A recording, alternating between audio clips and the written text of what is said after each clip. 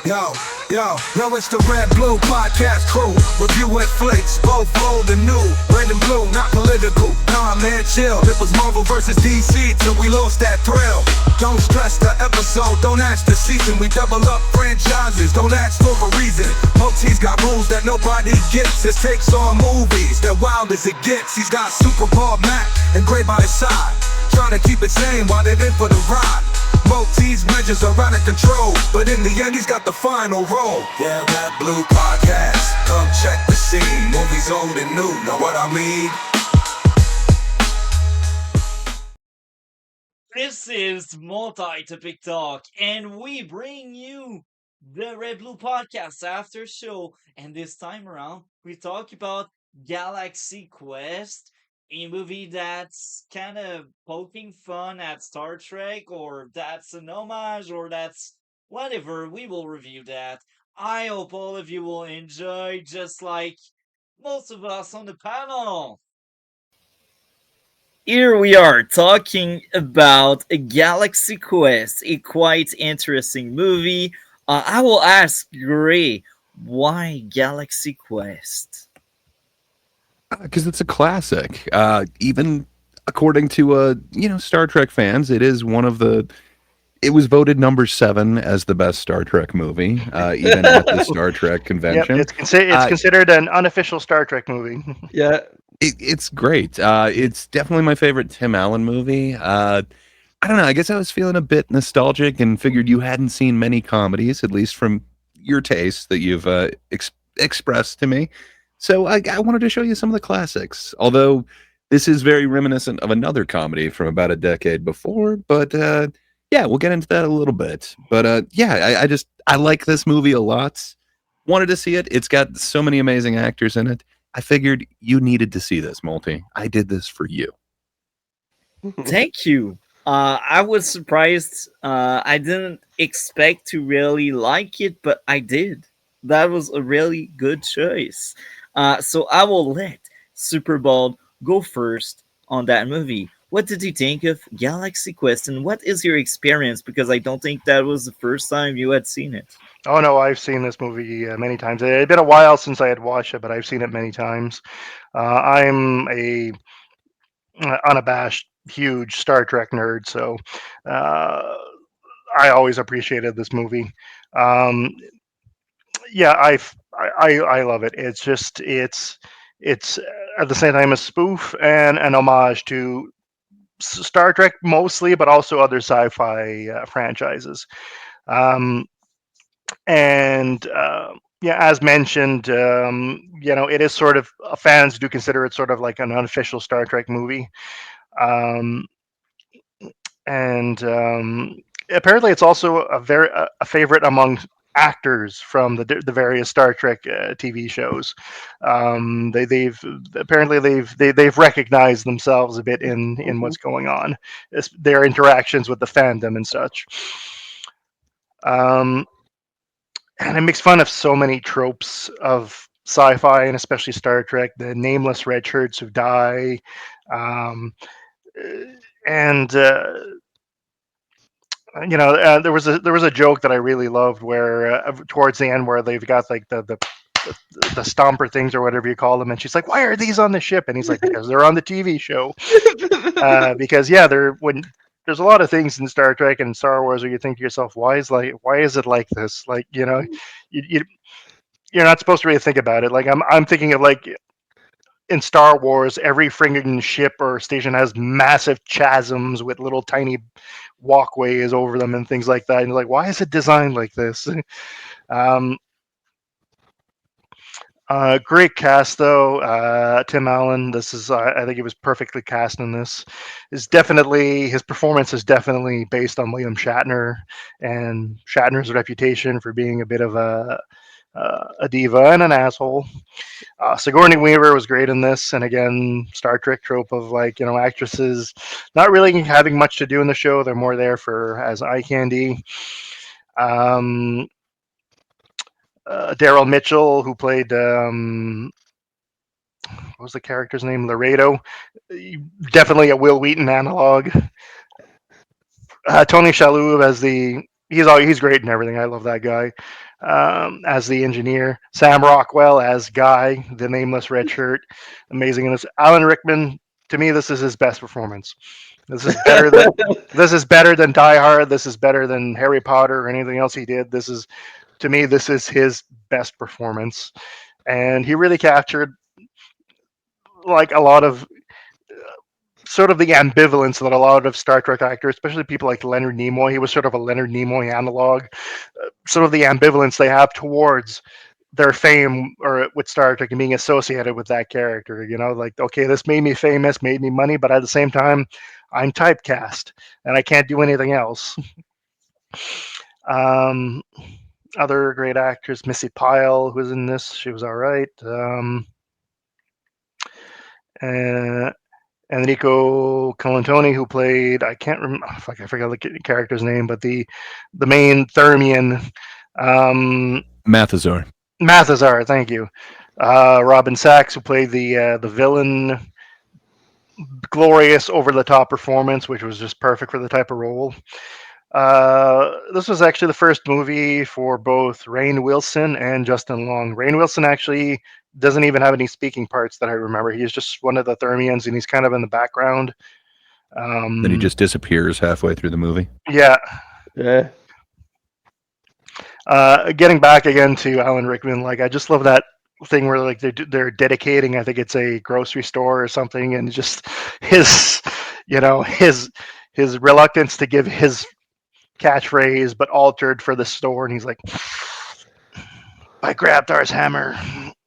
What a savings!" I just love that line. like this is why this is to me this is like his best performance ever. It's so layered. Oh yeah, definitely. And I think one thing that a lot of people did appreciate, like in the Star Trek fandom and all that, it doesn't really make fun of the fandom. It doesn't like, you know, I don't know if any of you ever saw the documentary Trekkies. It kind of inadvertently made Star Trek fans look like a bunch of nut jobs. So this kind of like went the other way. You know, it doesn't make, you know, uh, it doesn't show like the more extreme aspects of the fandom. You know, the people who take it a little too seriously. Um, I've come across people like that, and I hate them. But that just comes back to like Tim Allen sort of uh, interpreting William Shatner. You know, William Shatner did once on Saturday Night Live in the '80s tell Star Trek fans to get a life. Like he does do something similar to this in the movie when he realizes when, you know, that when he's over in the bathroom and overhears and people think he's just a joke, and then he tells like sort of, you know, tells one of the fans off, Justin Long. Yeah, and again, making fun of tropes, you know, the bomb stopping at 1 second, things like that. No, it's no, I like I said, I love this movie. I didn't take too many notes while watching it, unfortunately.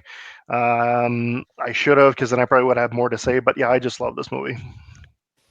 I feel you, man. I also loved it, and the worst of that, I did take note, but I didn't take that many. But that was a fun experience. Now I will let Matt go on. What did you think of Galaxy Quest? Yeah, Galaxy Quest is a movie I love so much. I maybe see this movie like 12 times in my life. I don't know how many times I see this movie on the TV. Back then, the movie is each year it come on the TV, and I watch this movie.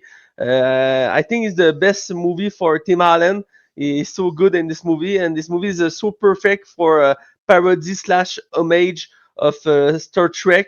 I'm not a fan of Star Trek. I'm not seen many show of Star Trek or movie. I see like the recent movie and one or two TV Star Trek show. But other than that, I'm not a big fan. I don't know the lore. I don't know the trope of this universe. But when I see this movie, I can see why see what is the structure of the universe of the Star Trek. This movie is so good to that, and I understand why the Star Trek fan love this movie. This movie is a homage and is a parody. It's difficult to balance these two things, but this movie does this so great. mostly because the cast is so phenomenal in the movie. You have Tim Allen as the commander. You have Singer River like for Lieutenant Communication. She's here for because she's beautiful. It's funny because Sigourney Weaver is well known for this character of play and the Alien franchise. So this character is the opposite of that. He's not a heroine. He's not a badass character. He's just a good-looking character for the purpose of the show. You have Alan Rickman play the scientific, and he is so bored, so he not love anymore the universe, the character. He just want to quit. To when he say this famous line is so funny. This line is by Grad Thor Armor by the son of Roman. We shall be arranged. And some moment in the movie he said that, but with no emotion. He's just tired to say this line. It's so funny to her to say that. But yeah, and you have Samuel Quell play guy. He's like the the the security guy. The guy is supposed to be dead, to be killed, but he don't want to be killed. He's by fight for that. And you have a Tony Shalhoub. I like this actor. I see this show Monk. He's the main actor in the show. It's funny to follow in the show, and in this movie too. He's played like the engineer, and he's the only character of the crew. He's not surprised by the alien. He's not shocked by the alien. He's just okay. Alien exists. We're in space. That be have fun with that. He's like so relaxed with that. It's funny to see him react to all the happen. And you have Daryl Mitchell played the pilot. It's funny because in the flashback he's a kid, and now if you see when he's a man, and he's like a kid again when he start to pilot the ship, and he tried to control the ship, and the ship was just on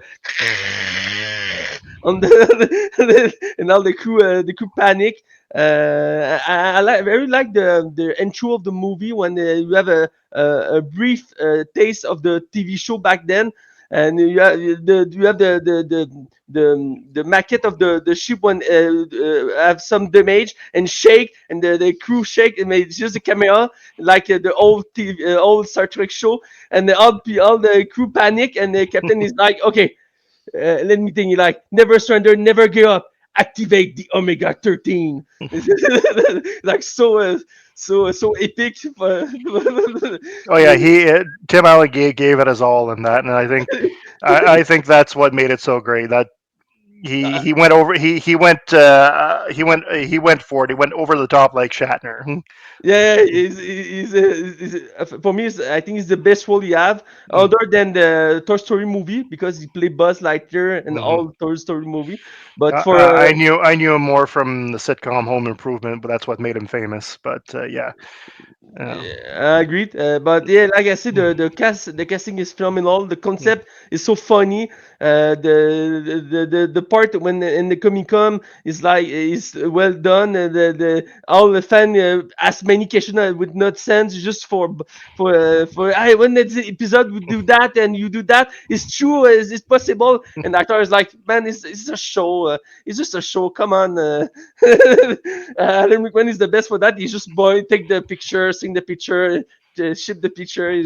It's funny to see. And after in the part in the space is like you see a Star Trek movie. Is you see the love for for the director and the script for that. We feel like we're in the old Star Trek TV show or movie. The structure with the main villain want to destroy not space, and the main villain is like this gross, bad, evil green alien with the pike and other thing and in this face.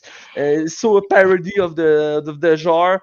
And you have the good alien or like Paul, and super weird while walking and talking, and it's funny, the comparison. And yeah, I like this movie. Give me the love for Star Trek in general. And not when I was young, I not see a TV show about Star Trek. I start after I see this movie. I see like the recently movie of Star Trek and Star Trek Discovery and other TV shows like that. I was like, yeah, the universe is interesting. Is cool to follow, but I prefer one is when with the humor because Star Trek is like Star Wars is universe more serious. But for the purpose of this movie is a parody, so I think it's well done for that. And with the cast, like I say, it's a great cast for this movie. Worked pretty great, and I like so many things in this movie. Like I say, Singer Weaver play like a opposite of a character she will not done for Alien, and Alan Rickman is like over too good for the purpose of the movie, and Tim Allen too. Man, so many things to say about this movie. Like you talk about the scene in the end when the plate. I don't know how to say that in English, but the plate. Closed and opens. Yeah, and then the character singing Weaver is like, "Why is he here? Is it about the TV show in the script?" And she's like, and she say like something like that. I hate the script. I hate this episode. So, this move worked for me so well. Yeah, Uh, I think it's little things like that have made it like a favorite among actors from Star Trek and other franchises because they recognize themselves in that, and like, I'm sure that's happened to all of them at some point. They read something in a script and they're like, "Well, this is so stupid. Why is this here?" uh, exactly. Yeah. and the thing about the scene where Tim Allen tells off the fan, they've all had things like that at like meet and greets and conventions where fans come up with them and ask them all these technical questions about the made up science, and the actor's like, the fuck do I know? I'm just the actor. I just read the script. Yeah, exactly. You remember another scene in the end. After that, I will talk. I will let someone else to talk about the movie. But when the end, the way fight the win about the villain is the character of Tim Allen and Alan Rickman play a same from a TV show to deception the villain and fight each other like what do you do, what do you do, please fight each other, and then the guy what the fuck is happening, and he take the gun and put the alien on the ship. It was like it's very meta about the concept of the parody of Star Trek. I love that, and I love the final scene when the ship crashed in the Comic Con, and all the fans are like, "Oh my god, it's so amazing!" It's like part of the show, but it's not part of the show. But it's so well done. I don't know. It's I feel I forgot the MC at that scene at the end is played by Kevin McDonald, who was from Kids in the Hall. I forgot that So he was good. in this movie. But yeah, like I said, I loved so much this movie. This movie it was like 12 times in my life, and I will see this movie another time. Is a classic sci-fi comedy movie. So yeah, but I want to hear about you, Gray, and you, Multi, about this movie. So let's talk. Perfect. Well, I guess this is my go, and I will repeat what I can already said. I enjoyed that movie a lot, but unfortunately, I don't have a lot to say. So I guess I thought that was very funny how Sigourney Weaver experience with the show was being objectified. You guys mentioned it, and I just thought that was kind of funny because it's like a lot of female characters in older movies and projects. They're just there eye candy. They're just there because we need the pretty lady to like attract viewer and such.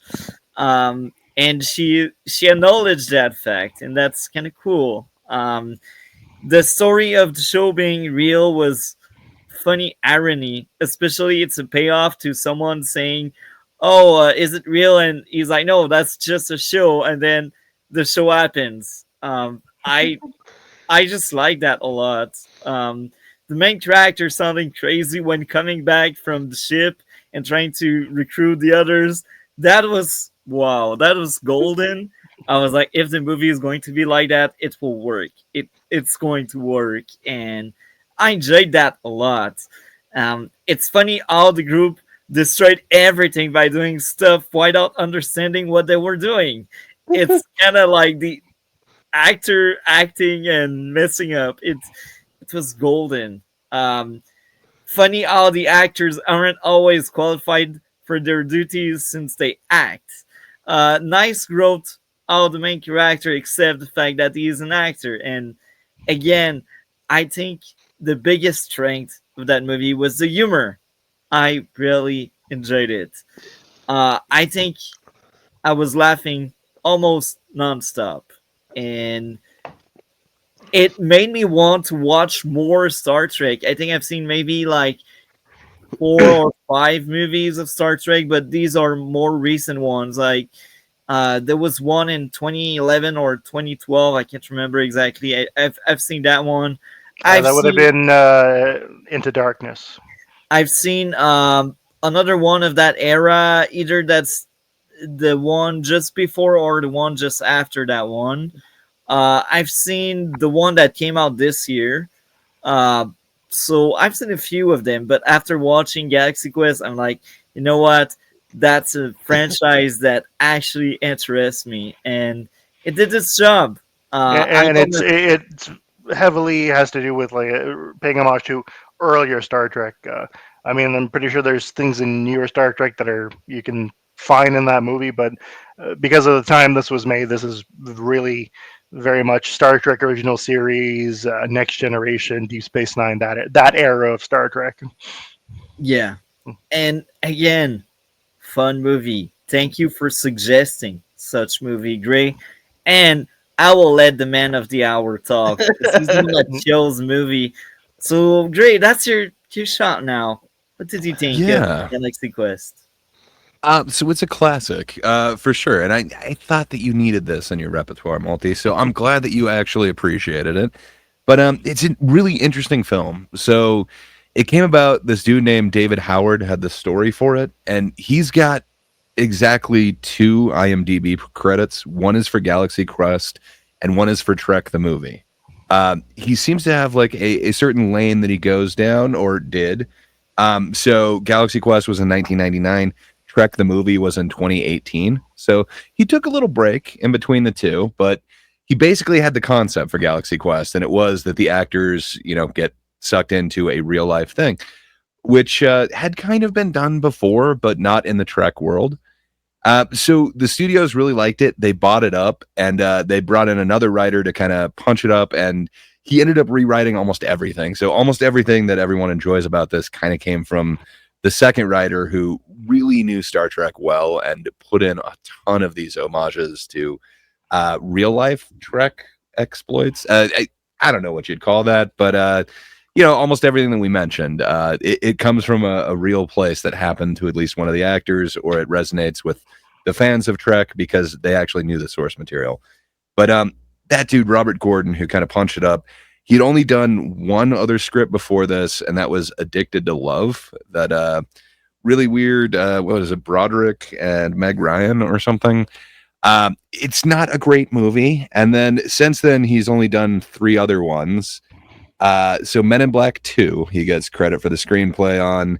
A Series of Unfortunate Events from 2004, excuse me, and then Wonder Park in 2019. So sadly, both of these writers who just made this amazing film didn't go on to write a whole bunch of other stuff, which really sucks, because I think this just is some of the top tier writing out there. And just, man, the way that they're able to bring in these references, these homages, just, it's amazing. So the studio had this kind of amazing script, and they knew what they wanted to do with it.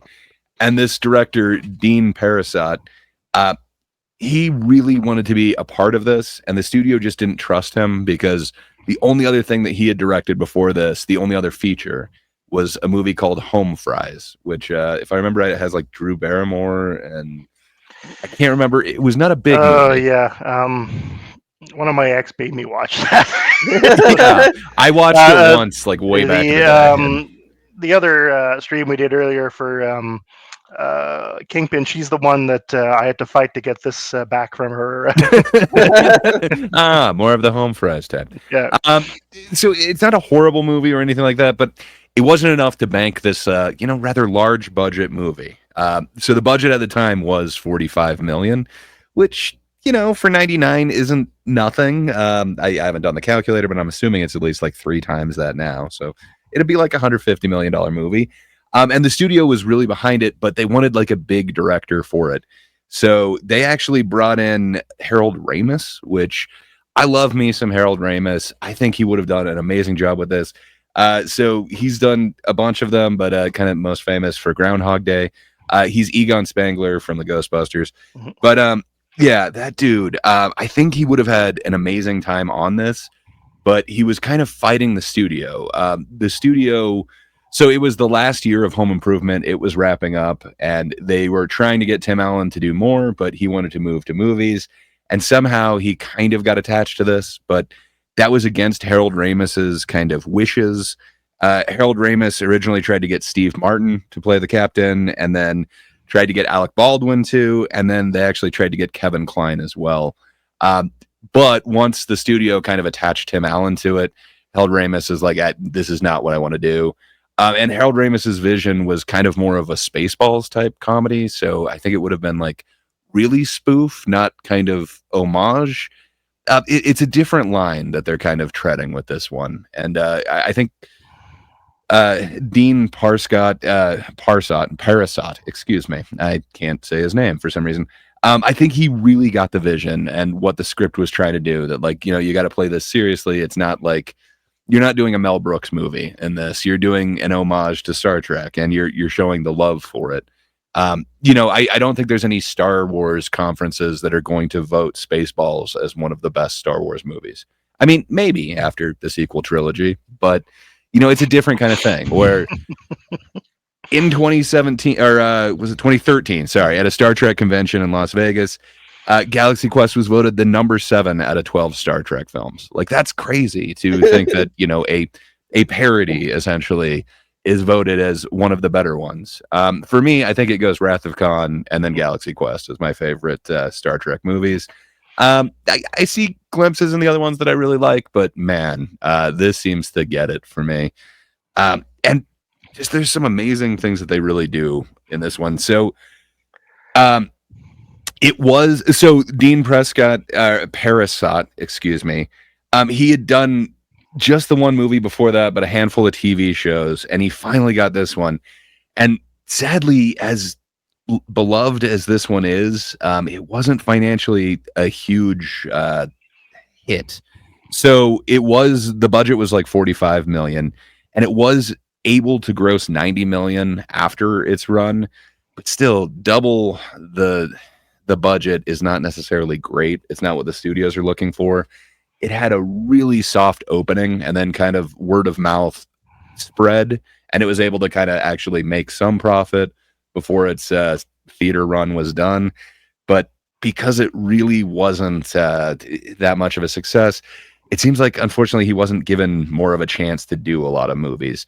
He's done a ton of TV, but he did a couple movies every now and then. Like, he did Fun with Dick and Jane in 2005, which is the now I'm blanking on his name, Jim Carrey one. Yeah, thank you. We mentioned Monk. He did a couple episodes of Monk. Yes. He did Modern Family, Good Wife, a whole bunch of different shows. And then finally in 2020, he did Bill and Ted Face the Music. So that seems to be the next like big movie that he was able to do. He did Red 2, the sequel of Red. Oh, yes. With Bruce Willis. Yeah, I was skipping over that one. It's to me, it's not super notable, but fair enough. Some people like this. I agree there with you. But I think he really only got a few chances at like some big movies, and sadly, this one is kind of recognized as the best of them. But just because of that soft opening, and he wasn't given a chance, and it's sad because I think the people that wrote this, like, they knew what the hell they were doing. This director, he really got the assignment, and he knew how to make this just like it's supposed to be. And just, man, the attention to detail. So for effects, they have Stan Winston, and he's the dude who did essentially all the classics. So Terminator 2, Jurassic Park, basically he did on Return of the Jedi, he basically did all the Ewoks faces and stuff. but a lot of it is kind of mechanical face things, and he's always been kind of doing that. So that's where we get this really interesting version of these aliens where they're kind of squid people. It's his effects, and then same thing with the Saris, like his whole whatever you'd call it, with kind of an homage to the Thing, with like the insect legs coming out of his head and everything. Just they're amazing mechanical puppets, and just that dude was amazing at doing effects. And then not only did they bring him in, but they brought in ILM. So, they were doing like the real Star Trek movies and stuff. So they knew what kind of effects to do and what exactly they were doing with this. And it holds up for this being 1999. The CG in this, which is quite minimal, it's just helping the models. But ILM came in and they did like this tiny, kind of horrible model, kind of ugly model for the actual one in the show, and then they made like this one that's I think it's like 4 times as big, the model for the actual one that the now I'm forgetting what the alien race is called. Thermians, yeah. Yeah, that they actually built, the functioning version of the ship. But man, it holds up. I would have to think if we're doing this today, everything is just going to be CG. They're not going to deal with those super detailed models. But man, it just gives it another look, and it just makes it seem so much more authentic and actually in that Star Trek world. I was quite surprised how well the effects hold up. Everything except for when they're on that one platform and look up at the whatever 13. Now I'm forgetting the name. The Omega 13. Yeah. Thank you. Yeah, that one. Yeah. That one had the only effect I can say that really hasn't aged well. For sure, and it's awesome. They got like the biggest guys in this to actually do this, and part of that is there's just like little attention to detail. Like the ship is the NSEA Protector, and its serial number is NTE 3120, and that stands for not the Enterprise, the NTE, which is kind of awesome. Like just everywhere they had like this kind of passion project where everyone was trying to throw their little thing into it and just add to this. And man, it totally works for me, like every part of this.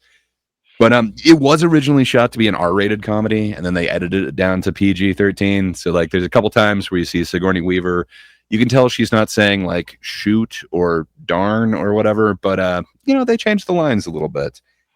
In this one, it kind of works for me, but I'd have to think that there's some places that they were going a little bit harder. Supposedly, you can get an R-rated cut of this one. For some reason, I've never seen it. So yeah, but R-rated. Yeah, again, Stan. Galaxy Quest. Yeah. But R-rated more for language and stuff. Not necessarily for like violence or anything like that. Although it's still kind of violent. Yeah, the pig whatever creature that explodes. That's pretty violent. It sticks with you, and it being cut into cubes and then reformed incorrectly. I don't know. That still goes pretty hard for a PG-13. True. But man, I love this film so much. So you mentioned that it's Justin Long's debut. So it is his debut, but it's more than just that. Like it was such an intimidating casting process for him. He had to go up against a bunch of like 90s kind of staples. I guess Eddie K. Thomas, and there's another three-word name that I can't remember, were in the auditions, but so was Oscar-winning Kieran Culkin. He just barely beat out Kieran Culkin for this role, which I don't know. That would be intimidating. Seeing the kid from Home Alone. I don't know. You get smashed with a chair in that one. I isn't Kieran is his brother though, not. So not Macaulay, but isn't he the one that gets smashed? Now I forget what his name is, but right. The little brother with glasses. Right. Could be wrong. No, right. He is, and I forgot he is in Home Alone. He plays the one who wets the bed. He plays Macaulay Culkin's cousin, the one who wets the bed because he drinks too much Coke. Yeah. Yeah, so I don't know. That would be super intimidating. And then it was Rainn Wilson's debut as well, like you mentioned. And the character just kind of disappears halfway throughout the movie. I guess Rainn Wilson was cast on a TV show, so he decided to leave it. So interesting. And like I said, he had no speaking roles. You had to know that was him. Like, like if you watch it now, you can recognize him. But back then, I mean, he was, nobody knew who he was.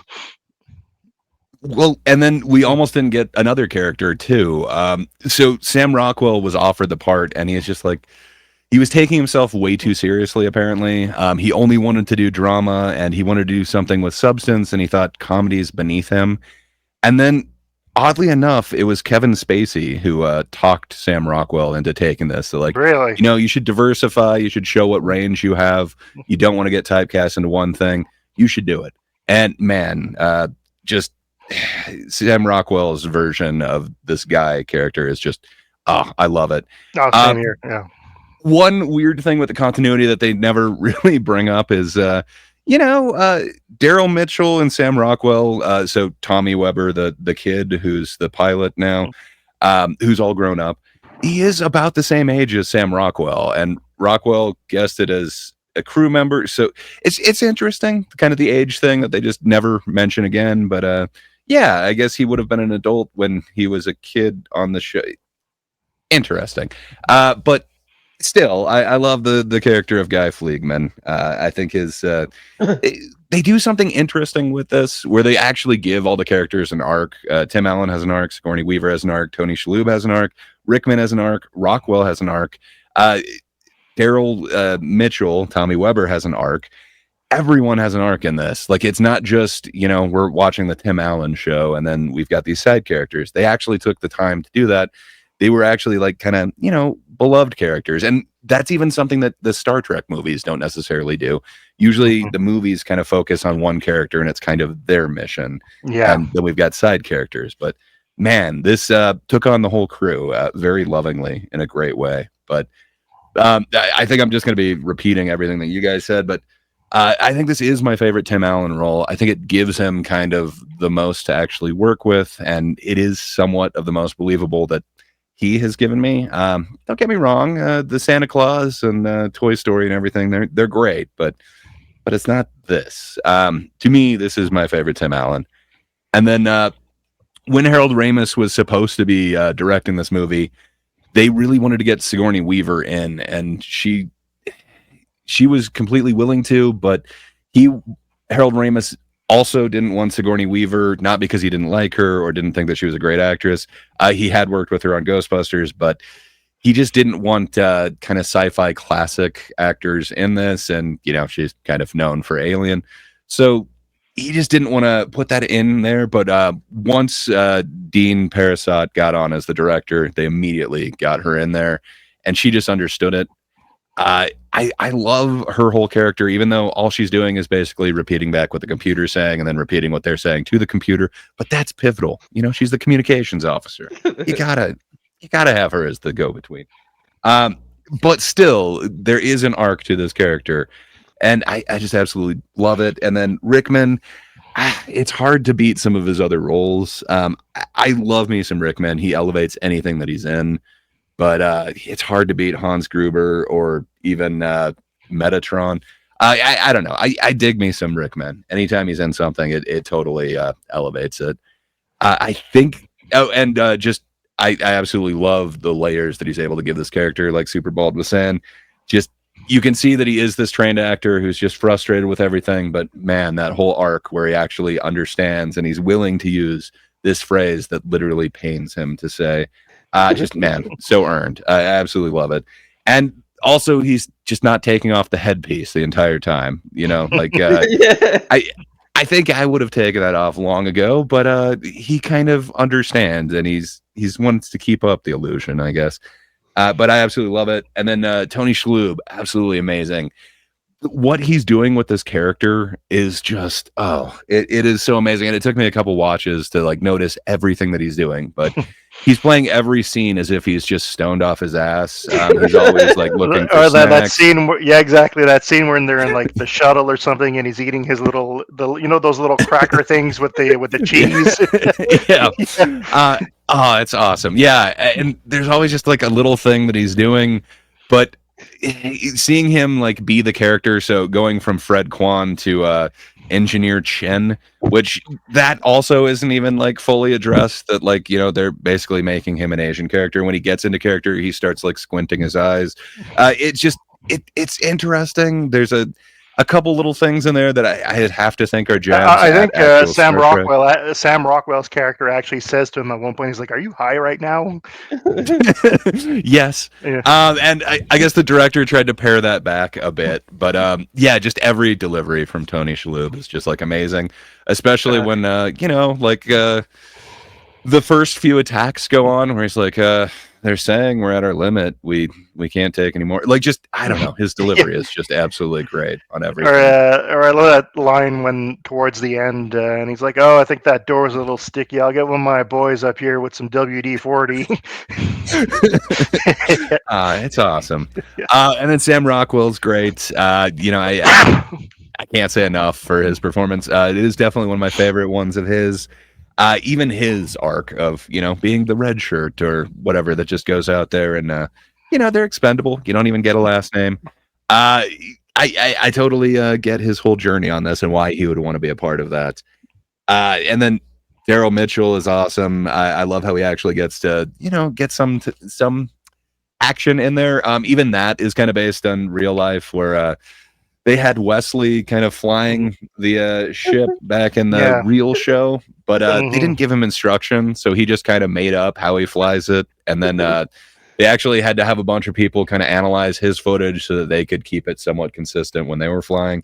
So I don't know. There's just so many like inside jokes that I don't know if they knew about in this or if they just magically hit the button, but I'm assuming they knew about it, and it's just so good. But I haven't talked about any of the Thermians yet. Enrico Colantoni is just an amazing actor. This dude deserved so much more recognition than he got. So he plays Malthazar, the main Thermian. But that dude, in the audition, he just absolutely killed it. And he brought every single bit of the Thermians to it. The way that they speak, the way that they look, kind of just everything. And they actually broke protocol after that audition and were like, okay, you need to teach everybody else how to do this.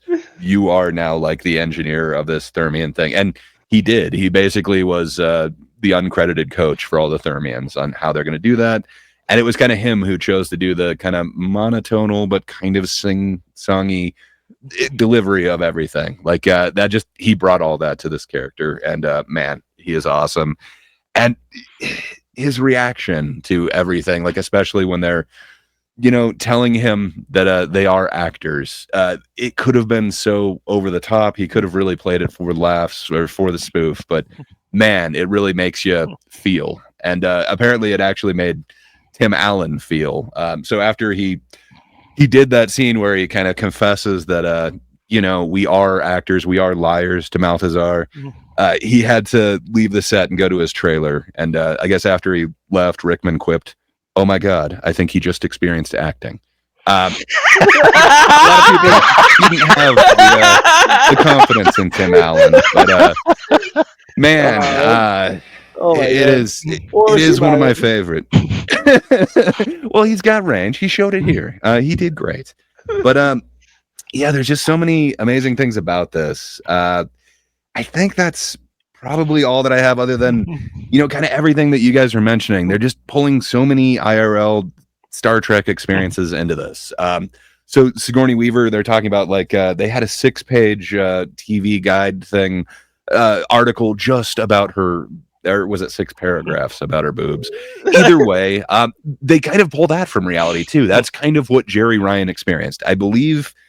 So she was, 7 of 9? I forget what the character's name is. Yeah. But they literally had, I think it was TV Guide, and it was multiple paragraphs where they were just talking about her chest for some reason. It's like, okay. The initial cat suit that they made for her for like the first couple of episodes she was on the show was so tight that she lost consciousness. I mean, you got to suffer for your art. Yeah, the skin tight. It was practically walking around naked. Yeah, you can see why they wrote an article about it. But there's like so many other things, like when Tim Allen's fighting the rock thing and his shirt magically pops off. I think it's Sigourney Weaver is like, you finally got your shirt off. Yeah, because that used to happen to Kirk all the time. Exactly. And then there's like a whole bunch of other ones, but man, there's just so many references in this that really kind of speak to the art, speak to the origin, the basis of this, what they are paying homage to, and just, you can find more things with each watch. But again, kind of having the Will Wheaton Wesley thing where they actually had to try and figure out how to do the ship based off of his movements because he had to kind of teach himself and design. Okay, here's how we would do this. They throw that in there with Tommy Weber having to crash so hilariously, scrape against the side as they're first taking off. All of these little things are just so much of a little homage to it. And then at one point, Alan Rickman says to Tim Allen's character, like, I can't remember what it is about stealing all of the good lines. That's long since been a rumor that, towards the end of the original Star Trek run, William Shatner would want to do one more take because he figured that they didn't get it quite good enough. And then magically he would kind of accidentally take somebody else's line. So there's just like these little things that they kind of threw in there. They definitely knew the history and they're just winking at it so hard. And it works great for me. I know he's a little over the top, the Saris villain, but I love that puppet, and I think the voice that they give for him. He was over the top, but it fit the character. It was, it does, and what they were trying to go for as well. I mean, the homage to like theatrical Star Trek villains, like Ricardo Montalban as Khan. Yeah, Khan. Yeah, he is possibly the biggest, but man, it's the only one that I like more than this. And then the only other one that I didn't call out was Missy Pyle. She plays the female Therian. She does a great job, including when her communicator is broken or whatever. Just that scene in the limo is amazing. I think there was a little bit of studio interference in this. Again, they made them chop it down to a PG-13. I think that's a good thing. It wasn't like there was a bunch of like blood effects or anything like that was keeping it from being PG-13. It was mainly language. I think that kind of works. And then I guess there was one other thing. The director really wanted to have kind of a Wizard of Oz moment where Tim Allen would have fallen asleep in the limo and then woken up on the ship, so he just didn't know what happened. The studio really insisted the audience is going to be lost. We need to show the limo elevate or levitate out of the screen. I think it works. I think it would have taken a moment to realize that this is real had they not kind of shown that. So I don't know. I think this is studio interference in a good way, but everything in this just kind of comes together. For me, I really like this movie. I don't know how to say this. There's another movie that it's almost exactly the exact same plot. I think that one works a little bit better for me. I hope we're gonna cover it one day, but what is it? Superbald would definitely know it. Well, it's an ancient relic that you've probably never heard of. It stars three actors, Martin Short, Chevy Chase, and Steve Martin. It's called Three Amigos. It's almost the exact same thing, where these actors who are working on a show get mistaken for the real thing, and then they get brought into a situation where, you would need the real skills to do it, and they get forced to become the characters that they were portraying. That one works a little bit better for me, but it could be because I had that on tape and I watched it like all the time when I was a kid. I'm not sure, but man, I love this film. But since I kind of realized that, hey, that's the exact same like plot structure. It's just instead of being this type, now we're going to Trek. I don't know. Since kind of noticing that, it's like, I don't know if this is quite as top tier as I thought it was, but that being said, I absolutely love this movie. Every performance in it is great. The jokes all hold up. I guess it's just the fact that this was 99 and I think Three Amigos was like 86, and it's almost the same movie. That being said, it's way better than most remakes. So it still is S tier for me, but I think I'd put it a little bit below Three Amigos.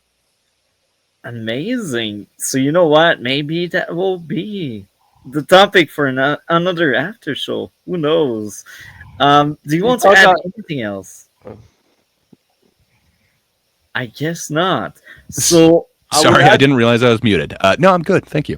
I would add something. We talk about the remake. That remind me the Galaxy Quest have for many years he tried to do a sequel that not working after some time because Alan Rickman died.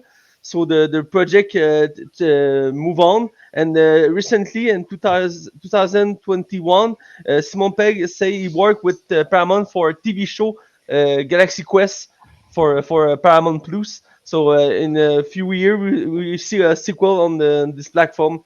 I'm curious to see that, but I'm worried that will not be Hmm. good. I'm also worried. Now, I gotta say, before we share our grade, I feel like by the end of the movie, they earned their title of heroes. The main cast deserves some praise because they went from pretenders to actual people that change things. And I like when movie do that. That was just a fun thing I kind of forgot to mention. They had, just like what Grace said, everyone had their own character arc, and that was fun. And this the segue. Including the Thermians, because to just add to what you're saying, the actors in this from the Galaxy Quest show, yeah, they became real heroes. But I would say the Thermians themselves also learned to, stand up for themselves and to fight for themselves as well. Yeah. Yeah, and I think that's the perfect segue. I will give this movie a well deserved 10 out of 10. Masterpiece. I liked it. Thank you, Gray. I will let Matt share his grade out of 10. What would be your grade out of 10, Matt? Yeah, for me, is one of my favorite comedy of all time. I see this movie, like I said, like the 12th time, mostly when I was young on TV. But I watched this movie recently, like 2 3 months ago. Before we say we need to see this movie for the podcast, it's for me is a classic. He's worked well today. He's worked well back then, and I hope he will work well in 10 years, 20 years, and etc. Is such a good mix between the homage and parody, and this movie give for me I want to see the now. I see now, but on more see the stuff about Star Trek. I'm become like a little fan of Star Trek because of this movie. So yeah, it's a very fantastic movie for of this time. And it's sad that the director have not have a big career after that because he have some unique way to show this kind of movie. So yeah, for me, I would give like a 9 of 10 for is so great. This movie, he aged well. Yeah. Thank you for sharing. Superbald, what would be your grade out of 10 for Galaxy Quest? For me, this is a near perfect movie, but also things that influence my grade is obviously I'm a huge Star Trek nerd, and that has influenced my grade. But I would give this a 9 out of 10. Thank you for sharing, Gray.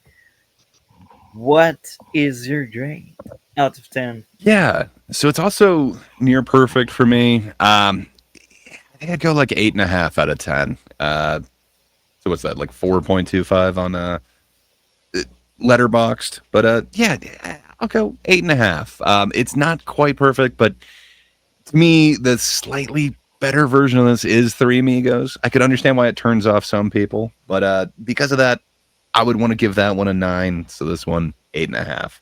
But yeah, it's a great movie, classic, really holds up.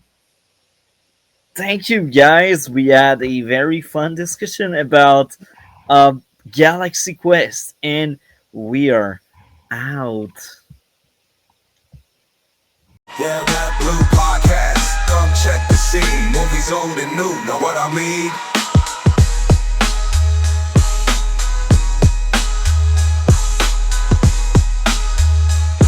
The Red Blue Podcast. Come check the scene. Movies old and new. Know what I mean?